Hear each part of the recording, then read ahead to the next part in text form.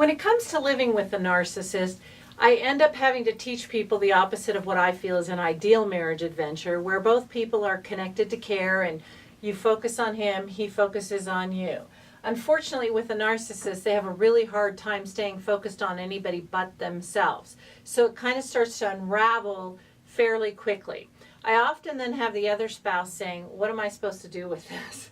Well, you have to decide, first of all, that God puts marriage together, and if we're married and he's not violent and he's not into being a malignant narcissist or an antisocial personality, that you have to figure out how to just deal with it. So here's some things you can do to deal with it. One is, remember from last week, that the narcissist has no internal identity. So anytime somebody says no to them, they feel as if they're not loved. So they start to melt down. And this is where you may see an adult version of a 2-year-old temper tantrum. So when they melt down, it's because they don't feel loved, they don't feel valued, they don't have an identity inside that says, I'm okay regardless of what's going on around me. What do you do with that? Well, this is where I teach people a sentence that I call, just because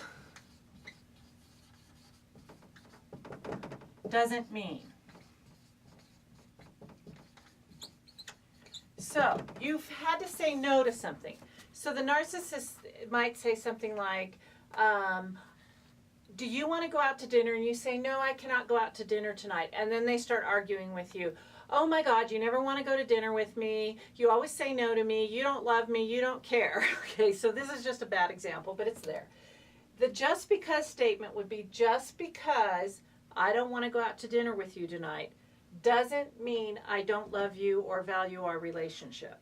So keep that in mind as far as anything they may say. You want to say a just because, listen to what they said the problem was, doesn't mean, and this is where you would insert whatever their wrong conclusion is.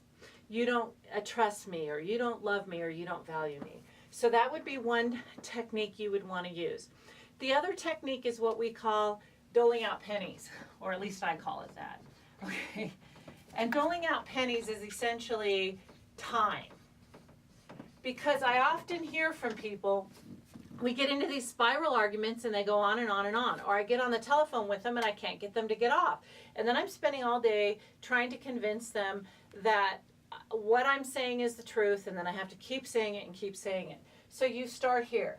When somebody calls you or engages you into a cyclical discussion that you are like, oh, this is going to take forever and it's never going to go anywhere and it's not going to solve anything, and until I say exactly what the narcissist wants me to say, I'm stuck. So dole out time. Hey, I got 15 minutes to talk about this. And when they make their statement, just because, fill in the blank, doesn't mean, fill in the blank, and they start repeating to try to get you to say, oh yes, you are correct. Everything you say is wonderful and perfect and right. Then you start doling out your time. Remember I said I had 15 minutes? We've already spent 4 of those minutes. Is this how you want to spend the last 11 minutes? Repeating the same thing.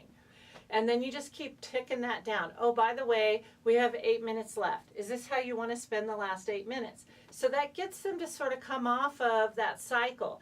When the timer's up or the pennies are gone, you just say, I'm so sorry, I have to go now.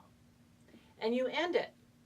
That way they understand that you are not there just to fulfill that cyclical discussion over and over and over.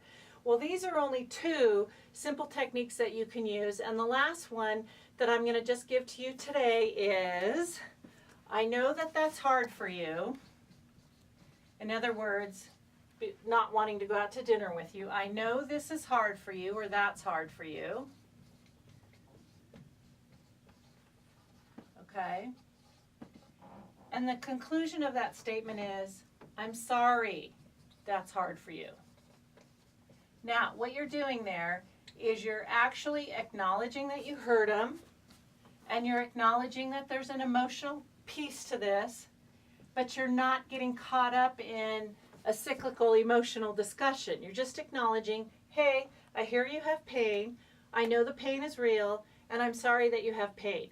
But you maintain your own integrity in it. You don't start devolving into this emotional cyclical argument with them that honestly you are never going to win, And even if you don't follow their rules, as I discussed from last time, you can say, I'm going to go do XYZ. I know that that's hard for you, and I'm sorry that's hard for you. So here's some just quick techniques engaging in conversation with somebody who has narcissistic tendencies. I'm Dr. Pauline Dillard, and this has been a Dunamas moment.